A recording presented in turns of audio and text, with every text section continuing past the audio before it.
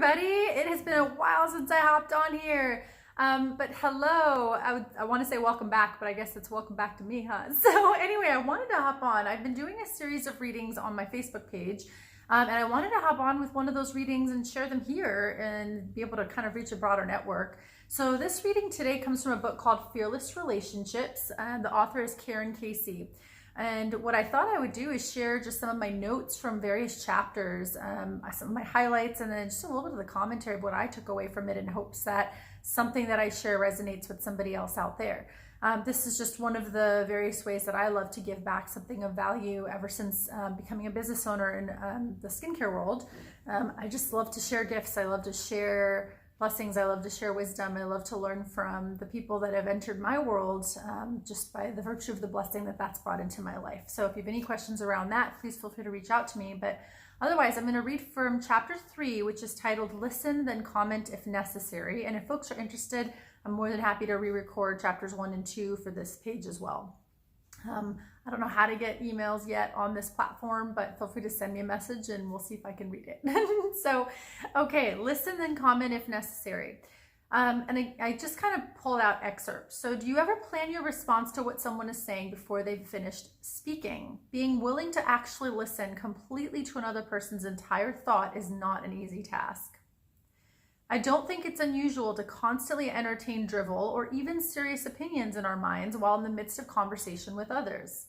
Wanting to control all situations and thus the people in our lives means wanting to have the last word in any discussion.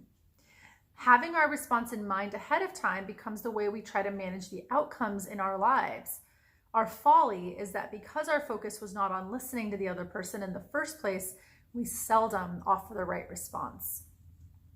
That actually, by the way, brings to mind another favorite book of mine called The Lost Art of Listening. And The Lost Art of Listening talks a lot about the barriers to being a good listener.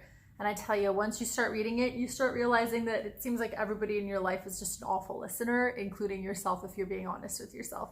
So it really does a fantastic job of keeping us honest and aware of how we're in fact tuning into others and giving people our attention. Every time we do think of a response before somebody's done talking, we are harming the other person as well as ourselves. Anytime we interrupt the message they are offering with an idea of our own, when either spoken or simply coddled in our mind, we are missing a thought that we need to experience. Looking at our relations with all people from this perspective can dramatically change how we interpret each of them. With practice, it can become exciting to speculate about where each new piece of information might be leading us. We can be certain that every bit of information has its part to play in our development. Learning to listen to the messages that were meant for my spiritual development didn't happen without resistance. Unless we're familiar with the idea that we will be told what we need to know when the time is right, we will not miss the message. But it will come again, and it will come as often as necessary until we finally surrender to it. We can save hours, days, maybe months of frustration by deciding to listen now. Listening will be helpful to the people sharing our path as well. Remember, they are not on our path coincidentally. The messages they share with us are part of their evolution too. I have learned in 27 years of recovery that many of the ideas others share need no response at all.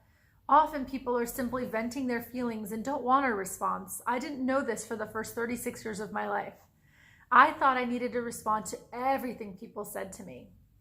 Many relationships are endangered by the need to feel we need to make a response when one really isn't actually necessary. Our work in this life is to have and to heal relationships. Learning what this means can take a lifetime. Accomplishing it takes willingness, and most will have to cultivate. A very simple beginning is to practice the statement, I need say nothing. In fact, even when a response is required, it need not be made instantly. Seeking clarity about the right response is possibly only in the quiet spaces of your mind. Listen. Listen to the other person. Listen to yourself, and only then respond. And never forget that the right response may be no response at all. Don't mistake this for silence, by the way, in response to someone's feelings. I wrote that down because sometimes people will share painful feelings with us. That's probably not the best time to simply be silent, at least an acknowledgement of, gosh, I don't know what to say, but I'm here with you is sufficient. There doesn't need to be a response and certainly doesn't need to be advice, but some acknowledgement of what was heard.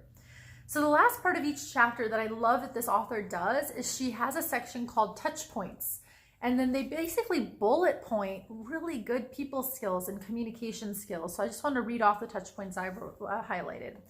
Listening is first and foremost a decision. Listening becomes easier with practice. Listening intently will clarify the response that is necessary. Listening fosters peace of mind.